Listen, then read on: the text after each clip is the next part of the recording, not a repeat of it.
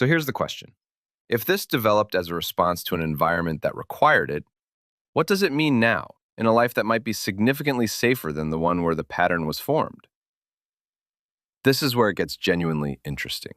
Because for many people, the life they're living now isn't actually dangerous. The relationship is stable, the job is fine. The worst case scenarios they've prepared for, most of them haven't happened and aren't likely to. But the nervous system doesn't know that. The nervous system was calibrated to a different environment, and it's still running that calibration in a world that no longer matches it. Like a smoke detector that went off in a kitchen fire 10 years ago and now goes off every time you make toast. The alarm isn't wrong about what alarms are for.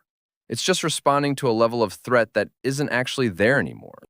And the hardest part, the part that takes real time and real work, is teaching a nervous system that has been trained to distrust safety that this specific version of safety is real. That this quiet isn't the kind that comes before something. That this okay is allowed to just be okay. That's not a thought you can think your way into. It's something the body has to learn slowly, through experience. Through the ordinary accumulation of moments where the disaster didn't come, where the calm held. If you recognize yourself in any of this, I want you to sit with something for a second. The version of you that learned to prepare for the worst wasn't doing something wrong. That version of you was trying to protect you in the only way it knew how, using the tools that were available, in an environment where those tools were actually necessary. The goal isn't to never prepare. It's not to be naive or to stop taking things seriously. It's something quieter than that.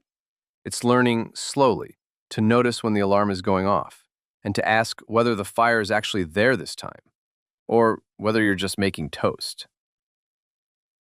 Because the nervous system can learn new things, not quickly and not easily, but it can. And the first step usually is understanding where the alarm came from. Not so you can blame it on the past, but so you can stop blaming it on the present. If this hits something for you, leave a comment. Tell me what the thing is that you always brace for. Because more people than you think are reading those comments and feeling, for the first time, like they finally found someone who gets it. Subscribe if you want to keep going.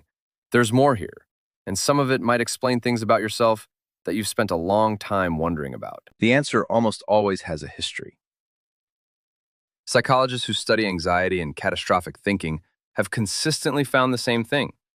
The people who are most prone to expecting the worst are usually people who, at some point in their lives, couldn't afford not to. Think about what a child needs in order to develop a baseline sense of safety. They need an environment that's predictable. They need the people around them to be consistent, where good behavior leads to warmth and problems get resolved. And the mood in the house isn't something you have to read carefully every morning before you know what kind of day it's going to be. When that consistency is there, the nervous system learns something very important. It learns that the world is mostly okay, that bad things happen, but they pass. That safety isn't something you have to constantly protect, it's just the default. But when that consistency isn't there, when the environment is unpredictable, when calm periods have taught you nothing, because calm periods always end, when the adults around you are unreliable or absent, or loving in ways that came with conditions attached, the nervous system learns something different. It learns that safety is an illusion, that good things are temporary, that the smart move is to always be scanning for what comes next, because relaxing is how you get caught off guard. This is what researchers call hypervigilance, and in the context it developed in, it was an entirely rational response. It was adaptation. It was survival. The mind didn't catastrophize because something was wrong with it. It catastrophized because something in its environment required it to.